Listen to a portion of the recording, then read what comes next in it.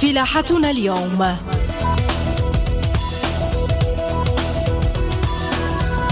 إرشاد وتوجيه وترقية لقطاع الفلاحة بولاية سعيدة.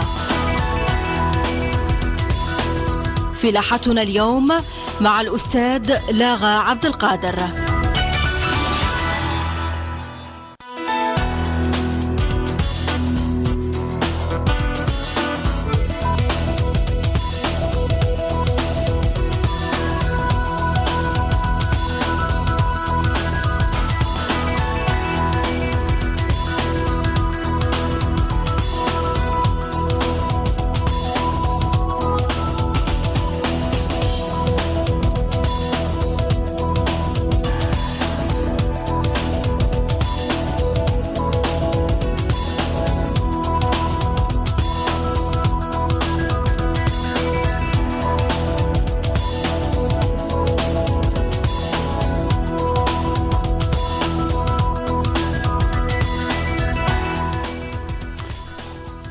بسم الله الرحمن الرحيم. الصلاة والسلام على سيدنا محمد وعلى آله وصحبه وسلم. إخواني المستمعات، إخواني المستمعين، أخواتي المستمعات، إخواننا الفلاحين، مساء الخير والسلام عليكم.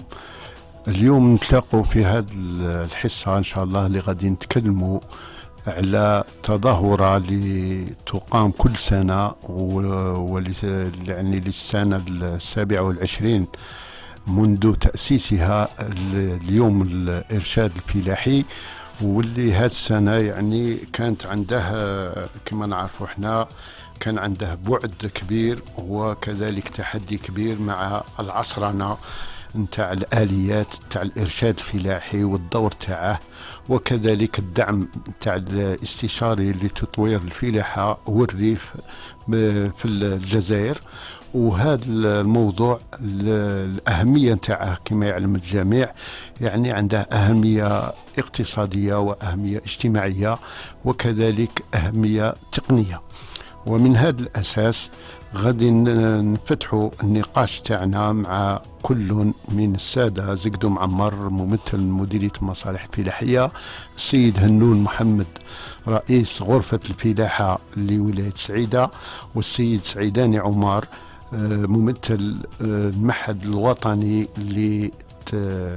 لترقية المحاصيل الكبرى بولاية سعيدة والموجودة في عين الحجر.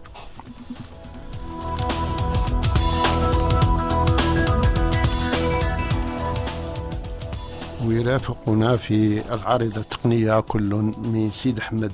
ونبدأ يعني هذا الموضوع باش نوضحوا تقريبا ما هي الآليات التي يجب اتخاذها خاصة لتنمية الفلاحة إلى غاية ووجود استراتيجية لتنمية إلى غاية 2022. ومن هذا المنطلق فيه برامج تاع دولة، فيه برامج كذلك تاع مهنة، فيه برامج تاع قطاع، وكذلك المدى الذي يجب الاتصال إليه يعني منذ الآن إلى هذا وخاصة لضمان كما نعرفوا احنا الأمن الغذائي في الولاية وفي الوطن، ولما لا حتى للتصدير. ومن هذا المنطلق يجب علينا أن نأخذ كل الاحتياطات اللازمة من أجل توعية الفلاحة توعنا من جهة الموالة توعنا وكذلك المهنيين، باش يكون عندنا على الأقل كما نعرفوا احنا استراتيجية مثلى باش نقوموا بأعمال جدة يعني اللي تكون عندها أبعادها، وكذلك كما نعرفوا احنا العصرنة تاع المستثمرات تاعنا ولا المزارع تاعنا وحتى الدهنيات باش نكونوا في المستوى. بداية نبدو مع السي زقدو معمر اللي يعطينا يعني حوصلة على هذا اليوم تاع الإرشاد الفلاحي وكذلك الأهداف اللي توصلت لها المصالح الفلاحية إلى يومنا هذا، يعني تقريبا 27 سنة وإحنا نحتفلوا بهذا العام بهذا اليوم.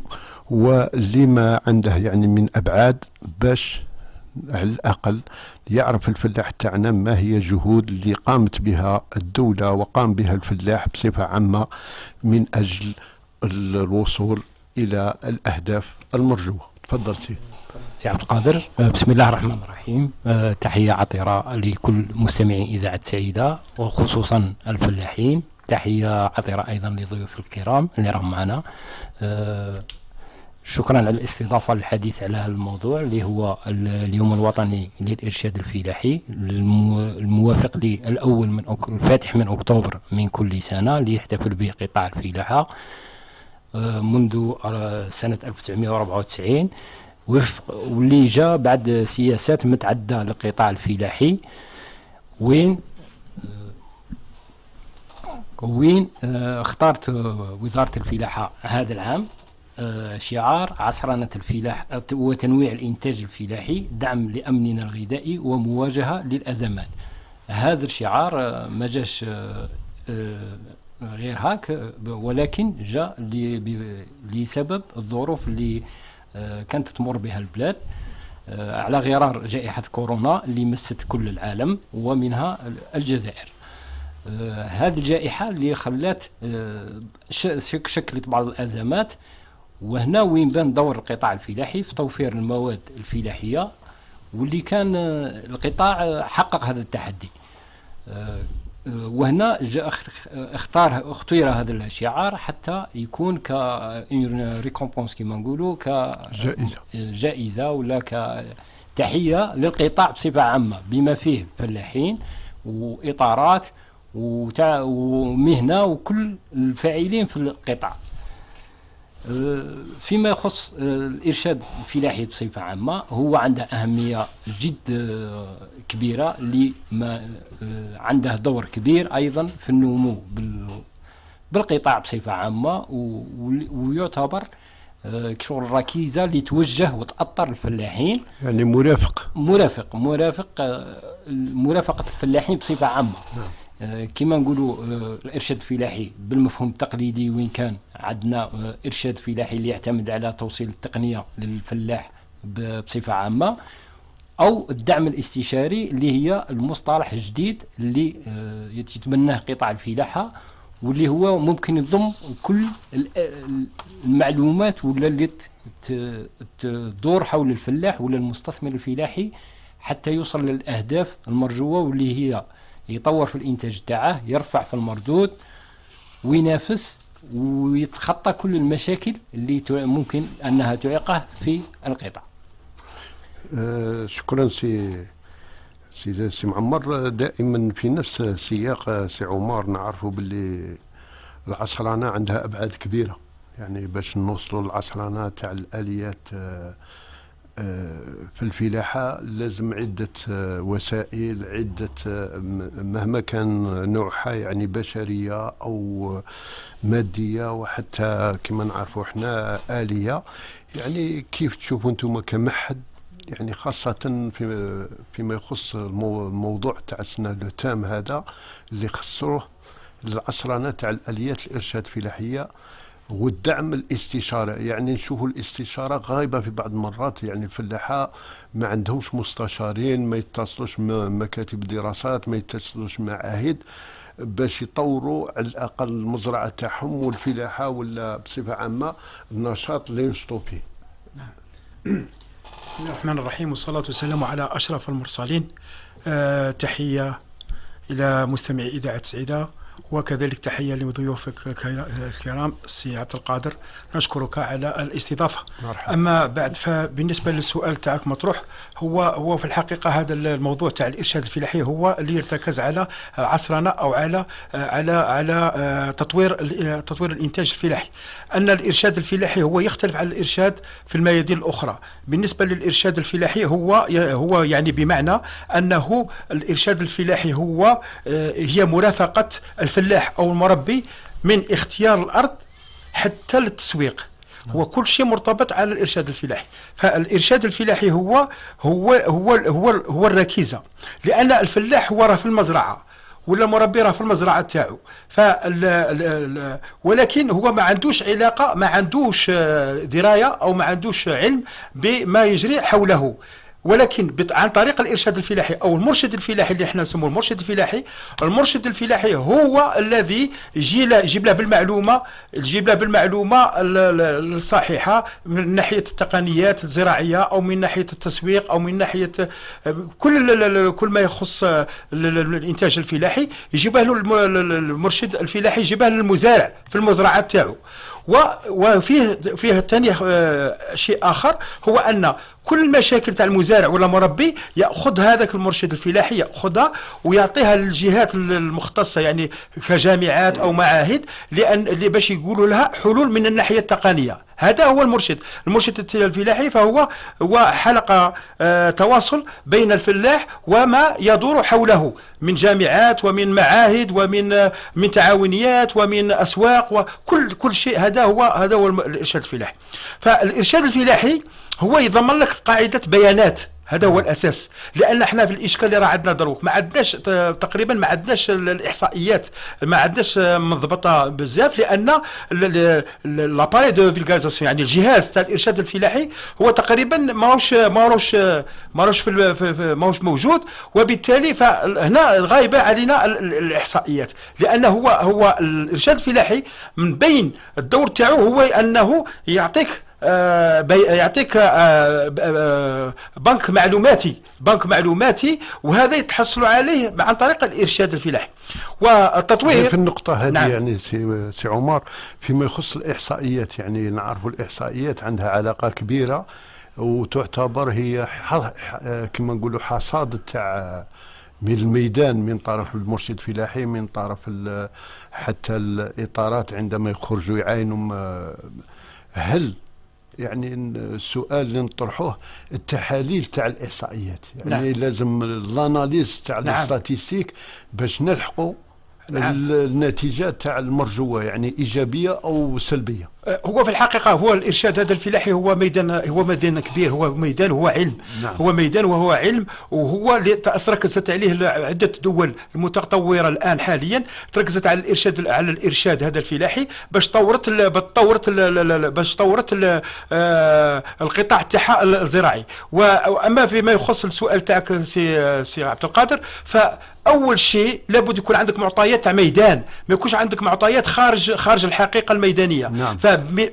بانطلاقا من المعطيات الميدانيه هنا تنطلق الابحاث العلميه، ينطلق التنظيم، ينطلق الاستراتيجيات تاع الدوله، فمن المعطيات تاع الميدان. فما تنجمش دير استراتيجيه وعندك معطيات خاطئه، او ما تنجمش دير كما نقولوا حنايا برنامج تاع بحث وانت ما عندكش المشكل الحقيقي اللي تلاقوا المزارع او المربي. فهذه البيانات هذه البيانات هي الاساس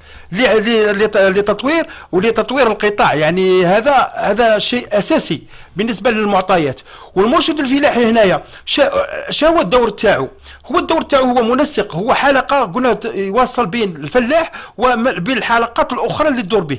احنا لاحظنا في بعض الاحيان مثلا نشوفوا باللي ان الفلاح عنده مشكله تاع التسويق، فما يعرفش الاسواق، ما يعرفش كيفاش الحال تاع الاسواق. فبالطريقه عن طريق الارشاد، عن طريق الجهاز هذا تاع الارشاد، يكون عنده معلومات على الاحوال السوق الداخليه والخارجيه.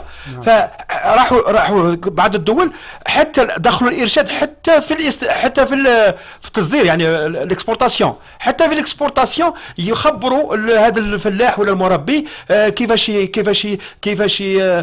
ينتج، شنو هي النوعيه اللي ينتجها باش يصدرها، كيفاش يحافظ عليها، وش الجهات اللي يتصل بها. فالفلاح في الحقيقه هو ينتج، هو في المزرعه، ولا المربي هو منتج، ما يقومش بعمل اخر. ولكن المرشد هو اللي يخبروا، يعني عن طريق هذا القناه، يعني عن طريق هذه الاخرى يخبروا عن القنوات هذه، يخبروا كل شيء، بدايه من التقنيات الزراعيه او تقنيه تربيه الحيوانات حتى وصول الى التسويق. هذا هو المرشد، هذا هو الارشاد الفلاحي. يعني الارشاد الفلاحي بصفه عامه، باش نعاود نرجع لك من بعد في سؤال اخر. يعني المرشد الفلاحي في بعض ما زلنا في الجزائر مرشد واحد ويعتبر كمندوب فلاحي وليس مرشد، لان المرشد عنده كي نتكلموا على الاليات تاع الدعم، وهنا ماذا بينا عن طريق الممثلين تاع الوزاره تاع الفلاحه، على الاقل يكون عندها اطار، يكون عندها ستاتيو تاع مرشد فلاحي. يعني مرشد فلاحي واش راه، انا سبق لي كنت مرشد فلاحي، ولكن كنت نخدم بواحد الاعمال نقولوا احنا كلاسيكيه. المرشد الفلاحي لازم العلاقه تاعه بينه بين الفلاح، لازم كما نقولوا احنا لا كونفيونس تاعه بينه بين ومشي مرشد واحد في بلديه. يعني المرشد لازم عده مرشدين في كل قطاع، يعني كل تخصص لازم له مرشد على الاقل. ما كاش، والاطارات الحمد لله راه كاين في الجزائر، الجامعات راهي تكون والمعاهد، ولكن ما زلنا في واحد الطريقه، يعني كما ما نجموش نتكلموا في هذا المنبر بهذه الطريقه باش نوصلوا يعني الموضوع تاع السنه كان عنده يعني ان امباكت، يعني اثار هام. من بين الاليات لازم الاستثمار في الاليات البشريه، يعني يفو اكسبلوتي لي ريسورس هيومان، يعني خاصه الاطارات هذه في المجال هذه باش نوصلوا لوصل المعلومه كما راك تكلم وتطبيقها. انا بكري كنا نديروا لي شون ديسي، شكون اللي يديرهم؟ كنا ندو عينات من كل مزرعه ونديروا لي زيسي، وكانوا يمونونا المعاهد. السنه ما كاش، ما نجموا الفلاح ما ينجمش يعرف لك.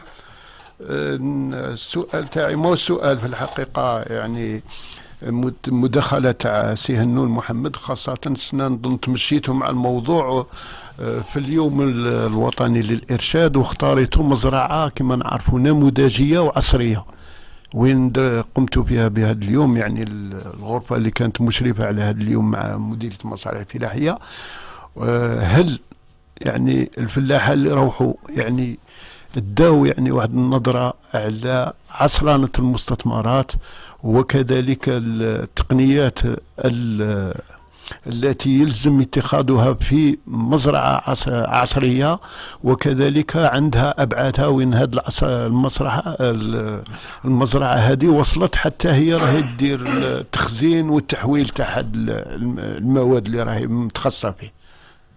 تفضل سي محمد. بسم الله الرحمن الرحيم، والصلاة والسلام على أشرف المرسلين. فيما يخص اليوم الوطني للإرشاد الفلاحي، قامت الغرفة الفلاحية بالتنسيق مع مديرية المصالح الفلاحية بيوم عند واحد المزرعة نعتبرها نموذجية. نعم. تبارك الله.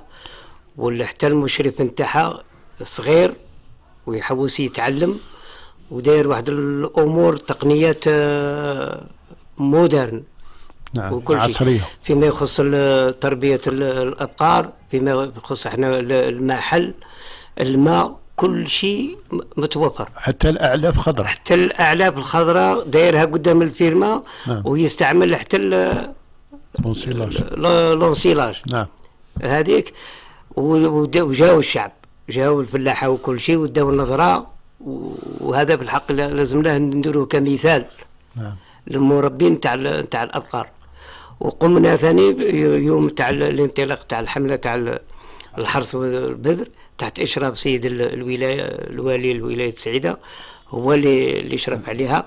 والتقنيه ثاني عصريه، استعمال السموار، خاطش هذو الامور هذا فيما يخص الارشاد، هذو هما التقنيات الحديثه اللي لازم لها الفلاح يستعملها ويتبعها لرفع الانتاج والانتاجيه. نعم. هذه هي فيما يخص ودائما في نفس السياق سي محمد. اسمح لي شوف. فيما يخص البرنامج نتاع الارشاد، هذا الشهور هذه نظرا للمرض هذا نتاع الكورونا هذا شويه نقصت، ولكن رانا انطلقنا، ومن الاربعاء ان شاء الله عندنا ايام تأسيسية وتكوينية فيما يخص مكافحة الآفات الزراعية. وهذا الأربعاء إن شاء الله عندنا في داود مكافحة الفار. نعم. هذاك وعندنا ثاني غادي نقوموا بها في كل مقاطعة نتاع الأخرى. وفيما يخص ثاني الحرث والبذر هذه نضيفها ثاني غادي نقوموا ثاني بأيام لتحضير التربة وكل شيء.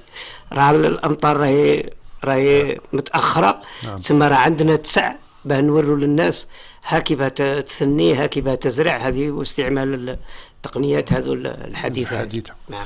يعني وفيه يعني حتى الفلاحة ولا حتى الفلاح بعض المرات ما ينجمش، خاصة الأسعار تاع بعض المواد، نتكلموا على الأسمدة، بالك الفلاحة السنة يوقع عندهم مشكل في هذه نقطة بارك الله فيك. نعم.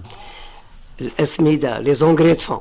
نعم. السنة راه الرخيص يدير 900,000 ويلق دير قنطار ولا أكثر في القطار. نعم. الفلاح ما ينجمش ما يدير الكريدة تاع رفيق، ولكن شوية الفاتورات تجيه ثقيلة.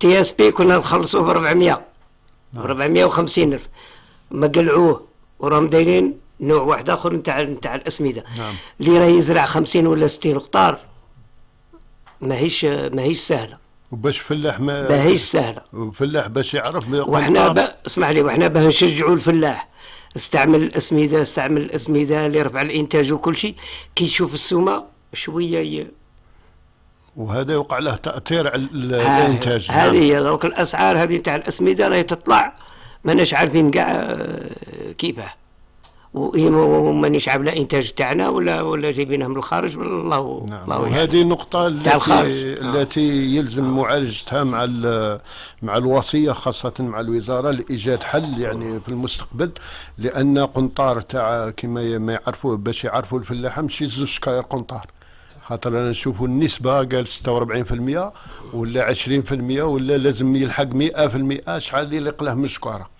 يعني، وهذه تضرب في قنطار يعني شحال مش من قنطار في القطار. بصح حنا لتسهيل للفلاح نخاطروا معاه اللغة نتاعه، كنت تقول له باللي شحال من وحدة في الأسمدة هذه شوية تجي صعيبة. تقول لها قنطار نص ولا كيما هكا باش يعرفها ويفهمها خفها. نعم. خاطر باه تقول له لي زينيتي وكل شيء سوى اللي يكون قاري الزراعة اللي نجم ولازم نلحقوا لها سي محمد مادام نتكلموا العصر بشوية ان شاء الله بشوية.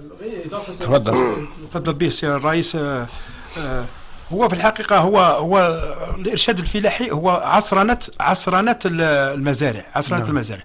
ومن الهدف تاع الإرشاد الفلاحي هو أنه من الهدف تاعو على مدى القريب هو زيادة في الإنتاج، هذا على المدى القريب، وكذلك فيه باش تحسن له المعيشة تاع الفلاح المزارع باش تحسن له المعيشة تاعو، يعني ينتقل من حالة إلى حالة أحسن. نعم. هذا هو تطويرها، يعني تبقى متطورة باستمرار، وهذا هو من الأهداف تاع الإرشاد الفلاحي.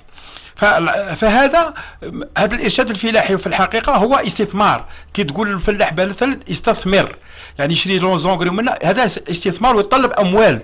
احنا يتطلب اموال كما كان تفضل السي الرئيس، هو ان يليق له مثلا تسميد، يليق له تعشيب، يعني مكافحه الاعشاب الداره، يجيب الماتيريال تاع السموار، يجيب الماسوناز باتاس، هذا كله تكاليف. ولكن في الحقيقه ما تنجمش تعطي لواحد مزارع اللي في مرحله في كما نقولوا احنا في حاله طايحه ما تعطيش دعم. فلابد كلاسيفيكاسيون، يعني تصنيف المزارع. في بعض المزارع بخير عليهم، عندهم الوسائل وعندهم الموايا، هذو حوالي 5% من الفلاحين توعنا 5%. ولكن الفلاحين الكبار اللي بزاف واللي هما يمثلوا المزارعين هما في حاله ما عندهمش الامكانيات الماليه باش يعصرنوا المزارع تاعهم، وبالتالي هنا يليق لهم نظام اخر اللي هو نظام دعم، والدعم يكون موجه. يعني مثلا احنا شفنا الدعم، راه كاين الدعم في الحقيقه، الدوله قدم الدعم، ولكن هنا الدعم لابد يكون موجه ويكون مدروس على حسب الامكانيات تاعو، ماشي تعطيه مثلا كريدي دروك رفيق تعطيه دروك وتقول له كي تدخل الفلاحه تاعك ندي لك الدراهم، هذوك اللي ربح ديه، دوك يبقى يدور غير في ذاك الحلقه، ندوروا غير في الحلقه. وهنا جات الفكره تاع خلق التعاونيات الزراعيه باش يكونوا كما نقولوا كتله من الفلاحين. نعم. باش يواجهوا هذه المشاكل اللي طرحها سي دراس. التعاونيات سي عمر، يعني كون نتكلموا على الواقع اللي رانا عايشينه، يعني ما بقاتش مزارع كما تاع القديم، مزارع كبيره. يعني الفلاحين الكبار ماتوا من بعد وقع تقسيم الأراضي، حتى التحكم يعني في تجزئة الأراضي، هي تجزئة تاع الأراضي عندنا في الدول اللي تحترم روحها رغم في هذا كما نقولوا هذه الظاهرة، ولكن ما زالت المساحات باقية على حالها. يعني باش تخدم ناسولمون، باش تخدم روتاسيون، باش تخدم يعني دروك باش نتكلموا على العصرنة لازم نتماشوا مع الوقت، وثاني يكون تفادي في نبقوا في معليش كل الورث هذا ميراث الشرع رباني كما يقول لك، ولكن في الاستغلال ماذا بينا نلقوا طريقة باش المستثمرات تسترجع يعني النشاط تاعها كمستثمرة كبيرة. يعني وهنا الفلاحة الخوت اللي راهم يقول ماذا بهم يرجعوا لهذا، ماشي كل واحد يدي 2 هكتارات ويبغي يخدم عمل تاعه. نعم، هذا هو السي زقدو. دائما كنت سمعت المعهد التقني، سمعت سي محمد، يعني وإحنا ماذا بينا يكون عندنا مزارع مثالية كما تكلمنا. يعني نشوفوا قبل ما نوصلوا لعصرنا نوصلوا لتسيير المزرعة، يعني وين فلاح ما ينجمش حتى يضمن راس المال تاعه ويخلي كما نقولوا احنا كما كاينه بكري الفلاح كان يربي زريعته، دروك ديك الزريعه اصبحت غير صالحه وغير مرغوب فيها، حتى الارض ولات ما تبغيهاش. يعني نتكلموا بالدارجه تاعنا. يعني ما هما الطرق التي يجب الوصول اليها من اجل تسيير مستثمرة؟ على الاقل كون 50% تاع 20% تاع المستثمرات تاعنا يكون عندهم نظام تاع تسيير، نظن تكون المعاندة في المستقبل. اكيد صعب كما قلنا في البدايه، المصطلح تاع الارشاد راح لواحد البعد واحد اخر اللي هو بعد اعمق، اللي هو الدعم الاستشاري، وين يضم كل ما يحيط بالفلاح. نعم. سواء كان تسيير ولا معرفة تقنية ولا تأطير ولا كل ما يدور في الفلاح. يعني الفلاح لازم يتلقى هذا الدعم الاستشاري ولا الإرشاد الفلاحي على كل من اللي يبدأ في الفكرة حتى وين يولي ينتج ولا يروح حتى للتحويل. لماذا؟ نعم. لأن كما رانا نشوفوا مؤخرا الإنتاج مع وفرة الإنتاج بنت مشاكل أخرى اللي متمثلة في التسويق ولا في التحويل، وين الفلاح تعرض لخسائر أخرى، والتخزين اللي هي هذه بمثابة حلول. نعم. وين كانت ولت مشاكل اللي ما كناش نعرفوها ربما من قبل. كذلك الآليات ولا الأطر اللي نروحوا للعصرنة، هي قطاع الفلاحة شاف في منظور الحكومة في قطاع الهيكل القطاع الاقتصاد الموجه لسنة لكانكونال تاع 2000 سنة 2024 يعتمد على بعض المحاور الأساسية اللي ما بينها اللي وين الحفاظ على التربة تاعنا والعقلانة التربة والمياه، اقتصاد المياه، وايضا تكتل الفلاحين كما كان يهضر سي عمر اللي هو جد مهم، لان معظم الفلاحين في الشعب اللي استراتيجيه على غرار شعبة الحبوب نلقوا انهم فلاحين مازالوا ضعاف، يحتاجوا التكتل، يحتاجوا التعاون حتى يواجهوا هذه المشاكل، وربما حتى من خلال هذا التعاون يروحوا حتى في الانتاج الحيواني، يروحوا الارشاد ولا حتى في الانتاج الحيواني يروحوا الارشاد فلاحي. نعم. وهما يخرجوا يقدروا يعطوا احتياجاتهم من هذا الارشاد وشق.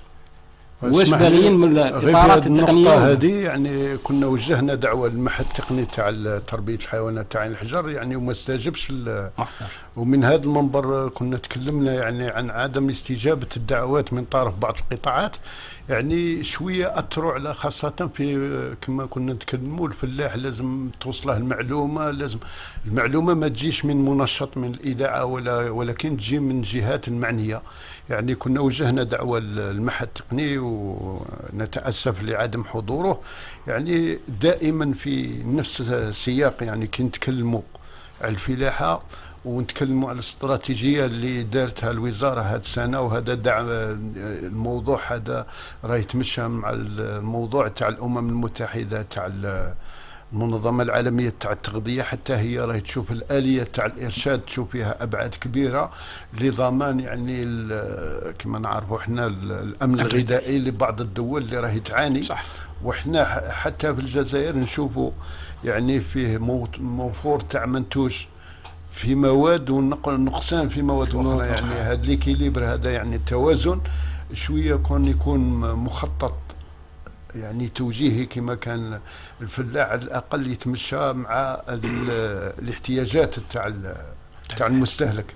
يعني وبكري كان مخطط لبلانت كولتور هذا كان يتمشى على حسب عدد سي عمر. صح. وهنا ورانا من هذا المخطط، يعني علاه قلت لك فيه خلل كبير في التنظيم والوصول الى العصرنه تاع الجهاز. شوف هو الجهاز هذا كما تقولوا جهاز ارشاد، جهاز الارشاد الفلاح هذا جهاز يعني قائم. نعم. وهذا اللي اعتمدت عليه كل الدول، ماشي غير حنايا، كل الدول تعتمد على هذا الجهاز، وخاطرش يكون تابع للدوله وخاطرش يكون اوتونوم، يعني هو يكون مستقل، يكون ينجم يكون مستقل او ينجم يكون تابع للهيئات في الغرفه ولا في مديريه مصالح فلاحيه، ولا المهم يكون فيه جهاز، وهذا الجهاز منظم. هذا الجهاز هذا الارشاد الفلاحي هو اللي يعرف المحولين هذو. مثلا احنا اذا قبضنا باغ اكزومبل تاع البطاطا تاع لي فريت، البطاطا لي فريت باغ اكزومبل، اودي احنا قال لك اودي كان انتاج تاع بطاطا وفير، ولكن البطاطا اللي ديرها تايا اللي ديرها شيبس ماشي كما بطاطا اللي ديرها بيوري. نعم. فهنا الارشاد ولا المرشد هنا يتدخل باش يوجه هذوك منتجي البطاطا باش يديروا نوع من الانواع تاع البطاطا هذه اللي يحتاجها المحول. ما يخدمش البطاطا كما طلعت له، ما ينتج كما يطلعوا، لابد ينتج على حساب الاحتياجات تاع السوق الداخلي. واذا كانت فيه مزارع اخرى يعني كما قال السي محمد تكون مزارع نموذجيه، هذيك رايحه للتصدير. كان بعض المزارع تنجم تصدر مباشره المنتوج تاعها لانه عنده لابال وعنده اسم وعنده هذا حول الارشاد. نعطيك نجاوبوا حاجه اخرى. اذا كان احنا اكدها الرئيس الجمهوريه في عده مرات ان يفتح الجامعات، تفتح على الاقتصاد، فتح الجامعات على الاقتصاد. اذا كان شفنا البحوث اللي تقوم بها الجامعات ما عندها حتى اتصال مع الزراعه. نعم. هما يقوموا بابحاث زراعيه ولكن ما تلبيش المشاكل اللي تعيشها الفلاح مثلا عندنا احنا في سعيده، نقضوا مثلا سعيده المناخ تاعنا شبه جاف، عندنا 300 ملم سنويا غير منتظمه. فالجامعات الدور تاعها هي تجيب لنا تخلق اصناف لمقاومه هذا الجفاف. فعندهم علم، عندهم مخابر، وعندهم كل الامكانيات باش يطوروا الاصناف ويخلقوا اصناف جديده اللي تلبي لهذا. مثلا الجامعات اسمح لي سي عمر، الجامعات حتى الرئيس ولا نقول الاختصاصيين شافوا الجامعات اصبحت كالمدارس والثانويات، يعني كل ولايه عندها جامعه، ولكن جامعه قطب اللي تماشى يعني لازمنا بول يونيفرسيتير اللي يخدم هاد الجهات. يعني قال الجهه هذه تاع الجانب الغربي كما كانت نشوفوا غياب تاع الجامعات تاع الفلاحه. نعم. خاصه في المناطق الفلاحيه ولا في المناطق الرعويه. نعم. ونشوفوا ولايه اللي عندها نتكلموا باللغه تاعنا يعني عندها نشاط اخر وتدير الفلاحه. يعني كما تكلمت انت البحوث اللي تندار، يعني البحوث تندار على هذيك الولايه ولا على هذيك المنطقه، ولكن المناطق الاخرى على الاقل يكونوا مدارس في سعيده نطالبوا بمدرسه عليا نتاع الفلاحه. لماذا؟ لان لافوكاسيون اللي غادي نتكلموا عليها في الحصه القادمه ان شاء الله، اللي يولوا حتى التخطيط يعني بعض المرات كما يقولوا يوبخ التنميه المحليه. جميع الناس كي تروح دير ان بروغرام دو ديفلوبمون، دير منطقه رعويه، الناس يحسبوا منطقه رعويه، والفرق بين باستوراليزم راك فاهمني. هنا الاسبوع القادم غادي نتكلموا فيها بعمق، باش على الاقل الطابع نتاع الفلاحه ولا الطابع تاع الرعي ولا الطابع تاع الانتاج اخر ولا تحويلي لازم يتماشى مع الطبيعه تاع المنطقه. ما نتكلموش على سعيده، غدا نتكلموا على سعيده نبقوا في سعيده ونبقوا محصورين في البرامج التنمويه اللي راهي تعطرها. لازم منا تخرج نقطه، وبهذه النقطه يعني تتطور هذه النقطه وتعطي ابعاد نتاع الطابع الحقيقي تاع المنطقه تاع الجنوب الغربي ولا الجنوب الشرقي تاع الجزائر. وهذا الشيء اللي انا بعد في كونسيرتاسيون بعثها المعهد تاع كي يقولوا تاع التوجيهات التنميه الوطنيه، وين يعني كان عندها عده اجابات، يعني باش ما نبقوش محصورين الا قال منطقه فلاحيه رعويه، وهذه المنطقه تنحصر الا في زراعه الحبوب ولا في غرس مانيش عارف انا واش نقولوا، بدون ما تكون عندنا كما نتكلموا هنا على الاستشاره لتطوير الفلاحه. لازم لها ان بلاتفورم، لازم لها قاعده، وهذه القاعده اللي لازم القطاع الفلاحي عند الجلسات تاع الفلاحه قال احنا في ولايه سعيده هذا كاين. هذا هو ونعطيكم مثلا بالنسبه للتجربه تاع المعهد. مثلا احنا في المعهد عندنا المهندس الفلاحي اللي يكون مشرف على البحث تاعو، هو اللي يروح يدير هو اللي يرشد، هو اللي وهذا هو افضل، لان المرشد الفلاحي اللي راه جاي في البلديه ما يكونش عنده اختصاص في كل الميادين، هو يعيط المختص في ذاك الميدان يلغالو في المنطقه تاعو باش يانيمي، يعني باش ينشط موضوع من المواضيع التقنيه مثلا، يوصل رساله كذا وباش يوصل الرساله. فاحنا لاحظنا باللي ان في الارشاد الفلاحي فيه 3 طرق. فيها طريقه المليحه المخيره، هو طريقه المرافقه سويفي بيرسوناليزي، يعني اونكادرمون رابروشي. هاد الفلاحين كاع الفلاحين يطلبوها، يقول لك وين راكم ارواحوا لنا، ولكن هذه تطلب وسائل كبيره، تطلب وسائل نقد ووسائل بشريه. فيقول لك الفلاح والمعلومات ما شاء الله احنا خاصنا معلومات، ولكن وين راكم انتم؟ احنا ما نجموش نكوفروا تقريبا 12000 ولا 13000 تاع ولايه سعيده، تكوفريها تروح لها ودير لها هذا سويفي بيرسوناليزي، من المستحيلات.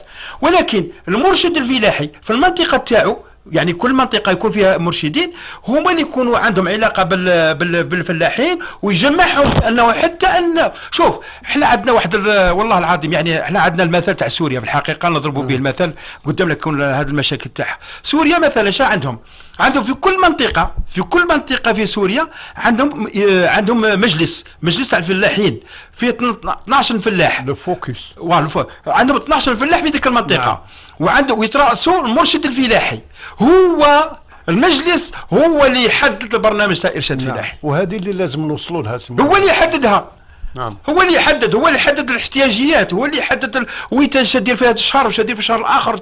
فهنا الاحتياجات او المطالب تجيك من القاعده، هذا هو الجهاز اللي نهضروا عليه، هذا هو الجهاز تاع الارشاد اللي نهضروا عليه. الكلمه تاعك نرجع لسي محمد هنون، خاصه هو قبل ما يكون رئيس غرفه رئيس جمعيه، وعلى راسها كما نقولوا اطار مهندس، يعني فات على عده مراحل. يعني نشوفوا دروك المنتجين تاع الحبوب التأطير تاعهم تقريبا يعني تأطير تقني. الجمعيات لازم هذا الشيء اللي لازم يوصلوا له، يعني اللي يكون في اي شعبه لازم يكون على راسها ولا معاهم يعني واحد في المجلس تاعهم يكون عنده هذا لافوكاسيون الصفة. عندنا التجربه وعندنا العلم، هادو زوج نجموا نخلقوا بهم سي محمد برنامج. تفضل. بسم الله الرحمن الرحيم. فيما يخص الانتاج تاع الحبوب وفيما يخص الارشاد، رانا كل عام نديروا حصص بالتنسيق مع المعهد تاع المصالح اللي دي جي سي ومديرية المصالح الفلاحية، وعندنا دي برودكتور بوتونسيال، ورانا كيما اللي دي جي سي راهم يديروا كل عام تجربة عند واحد، نجم نقولوا غير واحد ولا زوج، كاين في داود وكاين في نعم في عين السلطان، وناس يتقبلوا الارشادات ويتقبلوا حتى الناس اللي يجوا يحضروا عندهم. نعم. وشتناهم وعطاو نتائج في الحق. واحد الاصناف جابوهم جدد عندهم مردوديه كبيره وكل شيء. وحنا هذه وشايه الفلاحه تاعنا ثاني لازم لهم يحترموا. راه دائما سي عمر يتكلم عليها المسار التقني، تتطلب شويه مصروف، ولكن الانتاج ان شاء الله يكون مهما يجي العام ناقص وتحصد.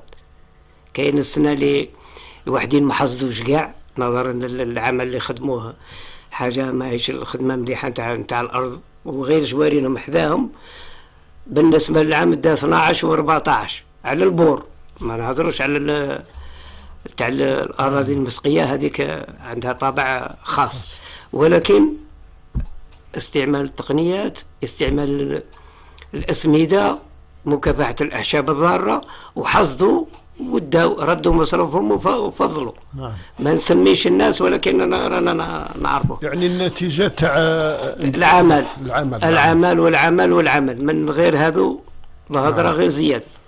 نختموا معك سي زقدو، يعني قبل ما تعطيني واش باغي تقول، يعني شتا هو البرنامج نتاع الارشاد الفلاحي خاصه في العصرانات تاع الاليات تاع الارشاد اللي راكم دايرين، خاصه مع اللي معاكم، يعني المرشدين اللي معاكم، يعني هل فيه برنامج باش توسعوا كما كان يقول سي محمد بالتنسيق مع المهنه ولا المعاهد التقنيه، نركزوا على الشعب الاستراتيجيه اللي راها عندنا. نعم. اللي ما فيها من اهميه.